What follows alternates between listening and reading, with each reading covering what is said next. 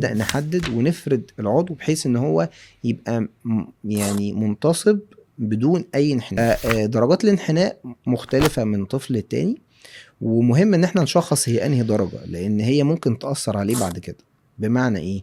بمعنى ان درجة الانحناء لو بسيطة قوي مش هتأثر عليه مع الانتصاب، مع لما يكبر في السن، مع البلوغ مش هتزيد ولا حاجة، مع الجواز والخلفة مش هتأثر عليه ولا هتعوق اي حاجة بالنسبة له. فاذا مفيش مشكلة ان احنا نتابعها بس، وتبقى علاجات تحفظية ومش محتاجة تدخل جراحي. فاذا مش كل الانحناء لازم اتدخل فيه، تمام. ولكن في بعض الدرجات محتاج ان انا اتدخل، وان هي هتزيد مع الانصاب وهتزيد مع السن. فانا برضو لما بتدخل بدري وبفردها بدري وبفرد العضو واشوف سبب ايه، يعني هل المشكله في نقص الجلد اطوله، هل المشكله في نقص الانسجه بفردها، او انسجه اطول، على حسب نوع العمليه بنبدا نحدد ونفرد العضو بحيث ان هو يبقى يعني منتصب بدون اي انحناء.